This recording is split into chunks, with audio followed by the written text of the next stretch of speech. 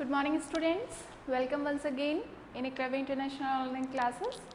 Previous video lecture में बेटा अपन ने थर्ड लॉ ऑफ मोशन को कंसीडर किया था, उसके बहुत सारे एग्जांपल्स अपन ने कंसीडर किए थे और बेसिकली अपन ने थर्ड लॉ ऑफ मोशन को क्या स्टेट किया था कि थर्ड लॉ ऑफ मोशन बताता है कि अगर फर्स्ट ऑब्जेक्ट किसी सेकंड ऑब्जेक्ट के ऊपर कोई फोर्स अप्लाई कर रहा है then second object also will apply the force on the first object equal in amount but opposite in direction.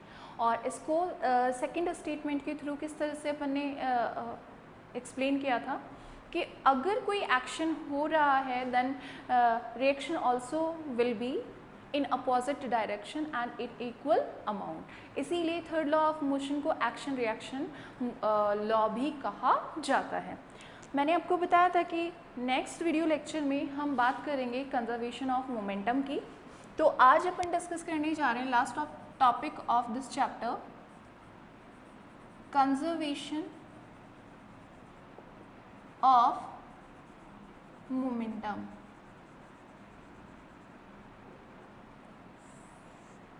देखिए बेटा, कंजर्वेशन ऑफ मोमेंटम का मतलब क्या है.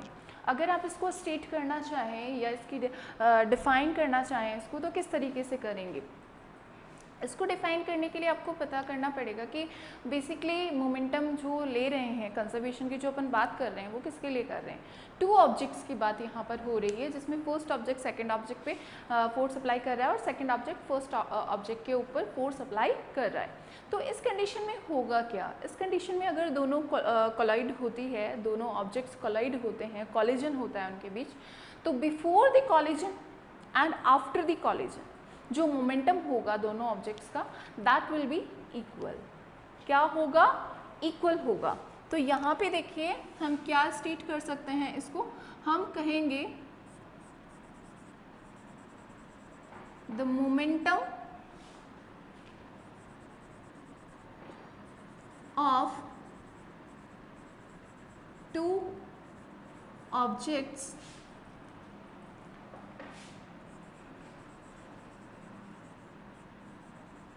before the collision and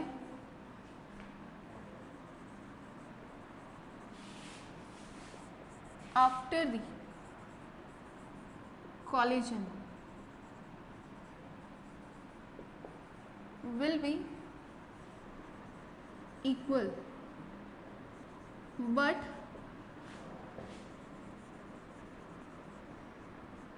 opposite in direction. क्या होगा? Opposite in direction. यानी एक की अगर डायरेक्शन फर्स्ट वाले की अगर लेफ्ट टू राइट है तो सेकंड वाले की राइट टू लेफ्ट होगी. यानी एक को अगर आप पॉजिटिव फोर्स मान रहे हैं तो सेकंड वाले को आपको क्या मानना पड़ेगा? नेगेटिव फोर्स मानना पड़ेगा. अब अगर इस कंजर्वेशन ऑफ मोमेंटम को आप एक्सप्लेन करने जा रहे हैं, डिराइव करना चाहते हैं इसको कि किस तरीके से आप एक्सप्लेन करेंगे, तो इसके लिए आपके पास एक डेरिवेशन है जिसमें आप कुछ कंडीशंस को फॉलो करेंगे. सबसे पहले आपको लेनी पड़ेगी टू ऑब्जेक्ट्स, टू बॉल्स अपन यहाँ पे कंसिडर कर रहे हैं जिसमें फर्स्ट बॉल को अपन मान रहे हैं ए बॉल और सेकंड बॉल को अपन मान रहे हैं बी बॉल. और उसमें मास जो लिया हुआ है दोनों का, उसमें ए वाले का मास अपन ने एम ए माना है और बी वाले का मास अपन ने एम बी माना है. राइट. तो यहाँ पर मान लीजिए मैं टू बॉल्स का फॉर्मेशन कर रही हूँ, यहाँ पे बना रही हूँ, मैं ड्रॉ कर रही हूँ टू बॉल्स. फर्स्ट बॉल जो है आपकी ए, इसका मास अपन ने माना है एम ए और सेकेंड वाली बॉल का मास अपन ने माना है एम बी.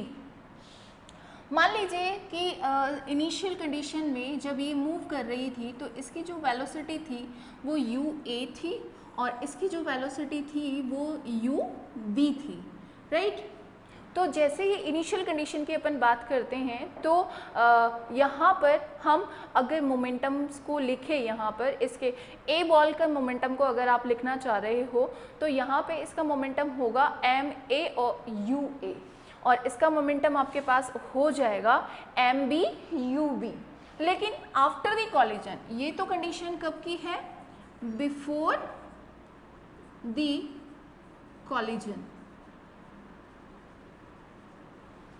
लेकिन आफ्टर द कॉलिजन जब ये कोलाइड हो जाएगी एक दूसरे के साथ तो कॉलाइड हो जाने के बाद आफ्टर द कॉलिजन, देखिए कॉलाइड जब होती है ये दोनों ए बॉल और बी बॉल, तो आप एक चीज़ देखेंगे यहाँ पे थर्ड लॉ ऑफ मोशन के अकॉर्डिंग कि ए जो है वो जितना फोर्स अप्लाई करेगी बी के ऊपर उतना ही फोर्स अप्लाई होगा बी का ए के ऊपर, यानी A ball will apply the force on B ball and equally B ball also will apply the force on the A ball.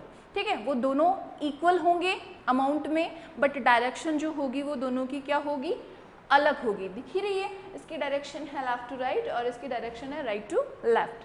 तो यहाँ पर मान लीजिए कि इसको अपन एफ मानते हैं ए का, तो ये है ए से बी की तरफ, यानी इस फोर्स को अपन मान रहे हैं ए वाले का, यानी ए बॉल का जो फोर्स अपन ने अप्लाई करा है वो कौन सा है, एफ ए बी, और बी बॉल ने जो लगाया है फोर्स ए पे उसको अपन लिख सकते हैं एफ बी ए। ठीक है, यानी जिसने लगाया है फोर्स वो आगे है, जिस पे लगाया है वो पीछे है। जैसे ए बॉल ने लगाया उसको अपन ने ए किस पे लगाया, बी पे, तो ए बी लिख दिया। किसने लगाया, बी ने, किस पे लगाया, ए पे, तो उसको लिख दिया बी ए। राइट, तो ये फोर्स अप्लाई किया गया किसने लगाया, ए ने, और बी ये वाला फोर्स किसने लगाया, बी बॉल ने। हम क्या कह सकते हैं कि F A B will be equal to the F B A, दोनों इक्वल होंगे लेकिन डायरेक्शन क्या होगी, चेंज। अगर ये पॉजिटिव है तो ये क्या हो जाएगा बेटा, नेगेटिव हो जाएगा। ठीक है, समझ में आ रही है बात। तो ये जो फोर्स होंगे दोनों के अप्लाई किए हुए वो कुछ इस तरीके से हो जाएंगे कि F A B will be equal to the F B A but in the opposite direction. Positive direction में है तो अगर इसको पॉजिटिव मान रहे हो तो इसको आपको नेगेटिव मानना पड़ेगा, क्योंकि आपने देखा होगा कि ब्रेक जब अप्लाई होते हैं तो उसको अपन नेगेटिव फोर्स मानते हैं। बताया था मैंने आपको कि अगर आप मोशन कर रहे हैं, एक्सेलरेशन कर रहे हैं, तो पॉजिटिव एक्सेलरेशन क्या होता है, उसी डायरेक्शन में होने वाला एक्सेलरेशन पॉजिटिव होता है। लेकिन अगर अपोजिट डायरेक्शन में हो रहा होता है तो उसे क्या कहा जाता है, नेगेटिव एक्सेलरेशन कहा जाता है, जैसे अप्लाइंग ऑफ द फोर्स। तो वैसे ही ये फोर्स कैसा हुआ, नेगेटिव फोर्स हो गया, क्योंकि इसके अंदर वो उसको क्या कर रहा है, अपोजिट डायरेक्शन से उसके ऊपर फोर्स अप्लाई कर रहा है। तो देखिए जैसे ही इसके अंदर कॉलिजन होगा, जैसे ये टकराएंगी तो इनकी वेलोसिटीज चेंज हो जाएगी। तो मान लीजिए कि एम ए जो है उसकी वेलोसिटी चेंज होकर क्या हो गई, वी ए हो गई, और एम बी की जो वेलोसिटी है वो चेंज होकर क्या हो गई, वी बी हो गई। इतना समझ में आया आपको, इतना आपको कंसीडर कर लेना है। उसके बाद अपन चलेंगे इस इक्वेशन पे कि इसके अकॉर्डिंग अब अपन क्या करेंगे। तो सबसे पहले अपन बात करते हैं कि अपन ने दो बॉल्स ली हुई है। फर्स्ट बॉल जो अपन ने ली थी वो ए थी, सेकंड बॉल जो ली थी वो बी थी। फर्स्ट बॉल का जो मास अपन ने लिया वो एम ए है, सेकंड बॉल का मास जो लिया वो एम बी है। Initially both are moving with the velocities. Initial velocity को अपन यू से इंटीमेट कर रहे हैं because we are considering here the velocity for the first A ball, so we are writing as a U A, for the B ball U B. After the collision, जैसे ही उनका collision हुआ, इन्होंने अपने एक दूसरे के ऊपर क्या किया, फोर्स अप्लाई किया। If A ball is applying force on the B, then we are writing force as a FAB, and when B ball is applying the force on the A, then we are writing the force as a FBA. These forces will be equal to each other but in opposite direction. So we are applying negative symbol with the 1. अब collision हो जाने के बाद इनकी velocity vary हो गई है।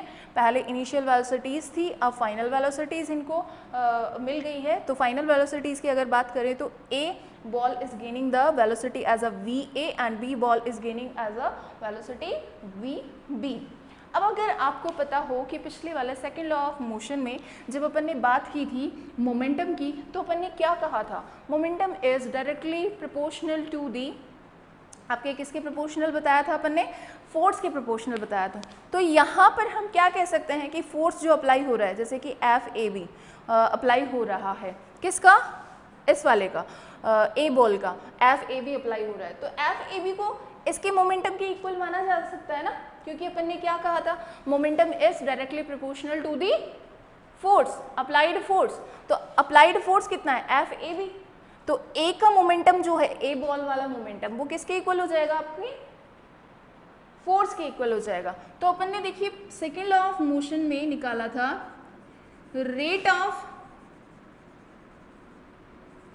Change of momentum, जिसको अपन इक्वल मान सकते हैं किसके, एफ ए बी के, और ये किसके इक्वल होगा, मोमेंटम के। तो देखिए मोमेंटम, यहाँ पर मोमेंटम होगा क्या, फाइनल और इनिशियल दोनों का वेरिएशन, यानी पहले अगर ए के लिए अगर आप ले रहे हो, एफ ए बी ले रहे हो ना, तो आप ए के लिए अगर आप ले रहे हो तो क्या लिखेंगे आप, एफ ए बी के लिए M A V A minus M A U A divided by T, क्योंकि यहाँ पे क्या ली है अपन ने, रेट। और रेट जब ली जाती है तो आपको पता होना चाहिए बेटा कि रेट किसके रिगार्डिंग ली जाती है, टाइम के रिगार्डिंग ली जाती है, राइट, टाइम के रिगार्डिंग ली जाती है। तो अपन ने ये किसके लिए ली है, rate of change of momentum किसके लिए लिया है, फॉर बॉल ए। अब ऐसे ही फॉर बॉल बी ले सकते हैं आप, तो वो किसके इक्वल हो जाएगा, एफ बी ए के इक्वल हो जाएगा। लेकिन देखिए एफ बी ए के जो इक्वल आप लिखेंगे वो बी वाली बॉल का होगा, तो बी वाली बॉल के लिए ले लीजिए M B V B minus M B U B divided by T. ये किसके लिए हो गया, आपके बी बॉल के लिए ये आपका आ गया। तो ये वाला जो मोमेंटम है वो है आपकी ए बॉल का, और ये वाला जो है वो किसका है, आपकी बी बॉल का। अब देखिए इस वाले फॉर्मूले के अकॉर्डिंग, मान लीजिए कि इस वाले फॉर्मूले को अपन दे रहे हैं फॉर्मूला नंबर 1, तो यहाँ पर लिखते हैं when we put the values of FAB and FBA in equation 1, equation 1 में इनकी वैल्यूज को पुट कर दीजिए। देखिए पुट करने के बाद देखिए बेटा क्या होगा, M A V A minus M A U A divided by T will be equal to the, minus लगाइए यहाँ पे, और M B V B minus M B U B divided by T. ठीक है, आई थिंक आपको पता चल गया होगा कि क्या लिखा है अपन ने और क्यों लिखा है। इस वाले फॉर्मूले में बस इनकी वैल्यूज पुट की है, बस ये ध्यान रखिएगा कि इसके सामने नेगेटिव भी है, तो नेगेटिव का यहाँ पे आपने ब्रैकेट लगा के इसके आगे लिख लिया है। अब जैसे इस ब्रैकेट को आप ओपन करेंगे, देखिए आपके पास वैल्यूज किस तरीके से चेंज हो जाएगी, M A V A minus M U M A U A equals to, ये माइनस में आ जाएगा एम बी वी बी, इसको मैं इरेज कर देती हूँ,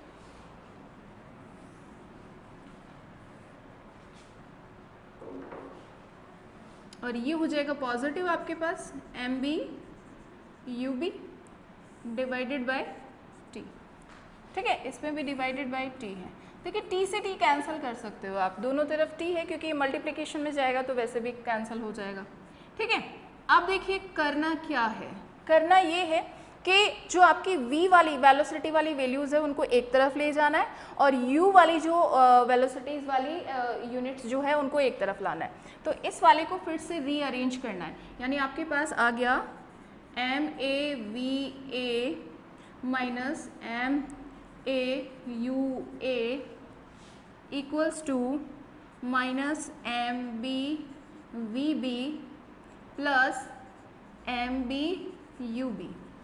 ठीक है, इस वी ए को मैं इधर ले जा रही हूँ और इस यू बी को इधर लेकर आ रही हूँ, तो यहाँ पर रह जाता है आपके पास एम ए यू ए, और वो आएगा तो minus M B U B हो जाएगा।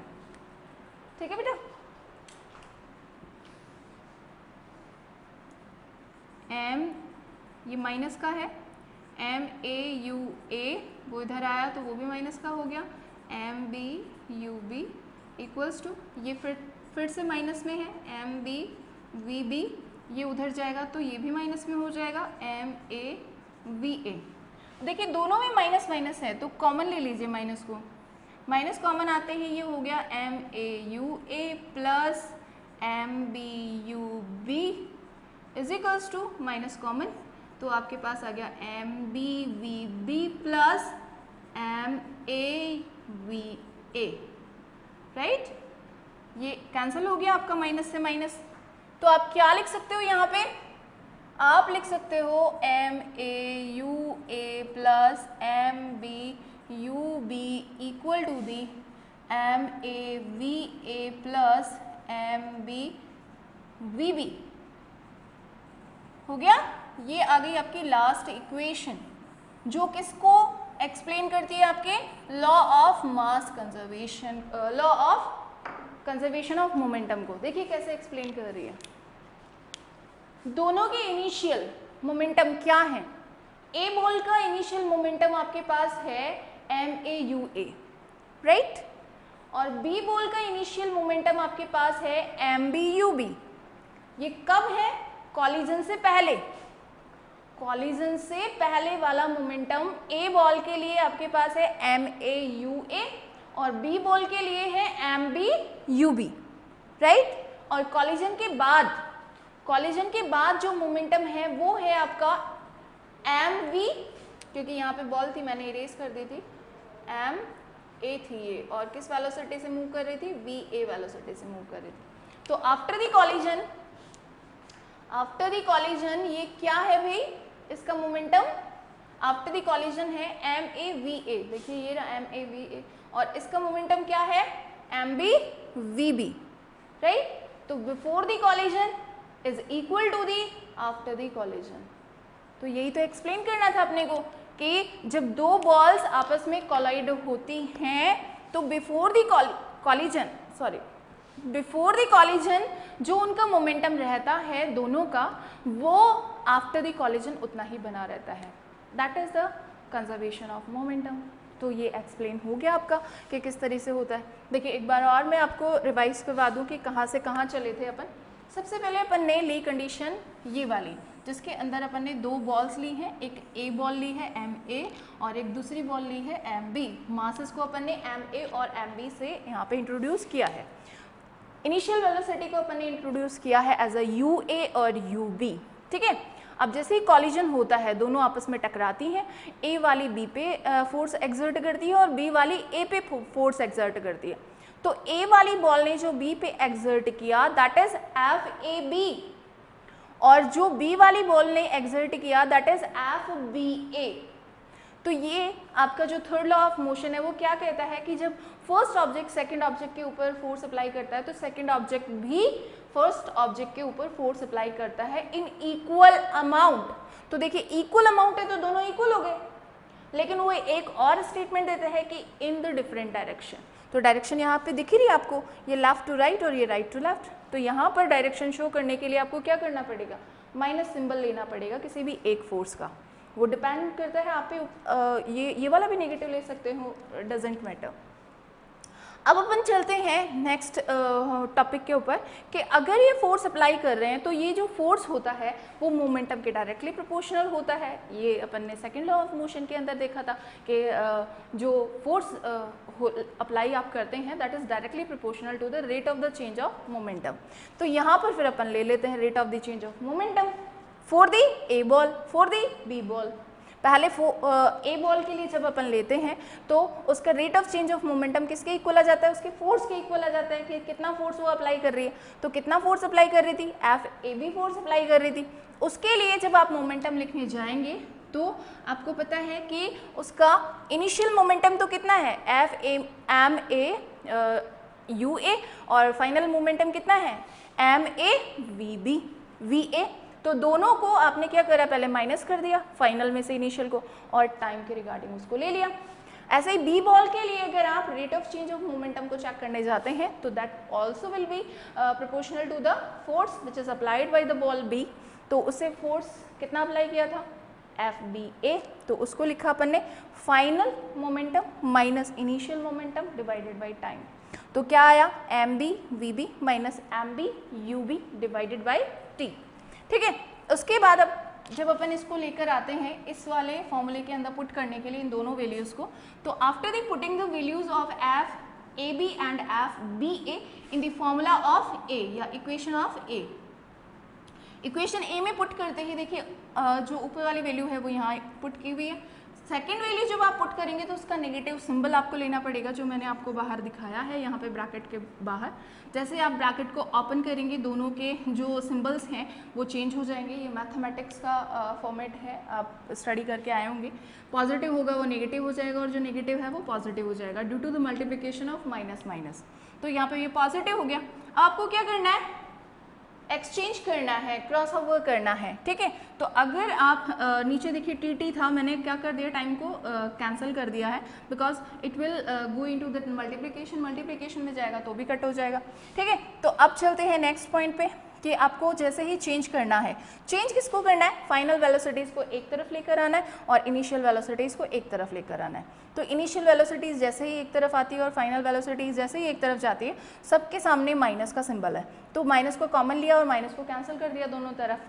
तो आपके पास इक्वेशन आ गई कुछ इस तरीके से, M A U A plus M B U B plus equal to the M A V A plus M B V B, जो कि क्या बताती है कि बॉल ए का इनिशियल मोमेंटम और बॉल बी का इनिशियल मोमेंटम का जो सम होता है, total amount of momentum before the collision. एक स्टेटमेंट सुनिए बहुत ध्यान से, जो कि कंजर्वेशन ऑफ मोमेंटम को आपको एक्सप्लेन करेगा। Total momentum before the collision, total momentum किसका, ए और बी बॉल का, तो total momentum of balls before the collision and after the collision will be equal according to the conservation of momentum। तो यहाँ पे दिख रहा है before the collision, क्योंकि collision होने से पहले दोनों की initial values क्या थी, u a u b थी, तो before the collision है ये वाला और ये after the collision, दोनों क्या है, equal, जो कि explain करता है किसको, conservation of momentum को explain करता है। तो देखिए बेटा, ये हुआ आपका चैप्टर नंबर 9। आपके फिजिक्स के 2 चैप्टर अपन कंप्लीट कर चुके हैं, chapter number 8 that is motion and chapter number 2 जो कि 9th चैप्टर है that is force and law of motion.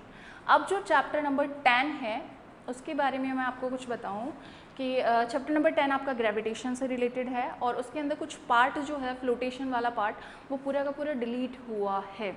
तो मैं आपको पेज नंबर सेंड कर दूंगी ग्रुप्स के ऊपर कि किस पेज से किस पेज तक आपका चैप्टर नंबर 10 डिलीट हो चुका है। Chapter number 12 from the physics totally deleted है, यानी आपके पास अब चैप्टर बचते हैं फिजिक्स के अंदर 1.5 चैप्टर, यानी 10th चैप्टर जो कि हाफ कट हो चुका है और 11th चैप्टर, ये आपका रिमेनिंग फिजिक्स सिलेबस है जो कि अब अपन रन करेंगे, ठीक है। उससे पहले मैं आपको कुछ न्यूमेरिकल्स इसके यानी क्वेश्चंस जो इसके हैं वो भी मैं आपको बताऊंगी एक नेक्स्ट वीडियो लेक्चर लेकर। तो ये आपका थ्योरेटिकल पार्ट जो है चैप्टर नंबर 9 का वो इस लेक्चर के साथ ही कंप्लीट होता है, यानी आपका 9 चैप्टर टोटली कंप्लीटेड है मेरे बिहाफ पे। तो लेकिन हाँ, मुझे अभी सेटिस्फेक्शन तभी होगा जब मैं एक बार आपका न्यूमेरिकल वाला जो पोर्शन है वो थोड़ा आपको इंट्रोड्यूस करवा दूँ, ताकि आप इजीली इसके न्यूमेरिकल्स को भी by your hand you will be able to do. तो इस कंडीशन को लेते हुए अपन फिर चलेंगे आगे चैप्टर नंबर 10 की तरफ, यानी पहले न्यूमेरिकल्स के लिए कुछ वीडियोस आएंगे, उसके बाद अपन 10 चैप्टर स्टार्ट करेंगे। तो don't worry about the syllabus, chapter आपके बहुत अच्छे से और बहुत क्लियरली आप तक पहुंच जाएंगे। केमिस्ट्री का सिलेबस आपका कंप्लीट हो ही चुका है एंड फिजिक्स में भी आपका 1.5 चैप्टर अब रिमेनिंग है। 10 चैप्टर का कितना डिलीटेड हुआ है वो मैं आपको सेंड कर दूँगी। तो आज के लिए इतना ही, आज के लिए तो काफ़ी है आई थिंक। आप इसको रिवाइज़ कीजिएगा, अगर फिर भी प्रॉब्लम आती है तो मुझे सेंड कीजिएगा ताकि मैं आपकी लाइव क्लास के अंदर आपकी क्वेरीज को सॉल्व कर सकूँ, ठीक है। तो thank you for today and have a nice day.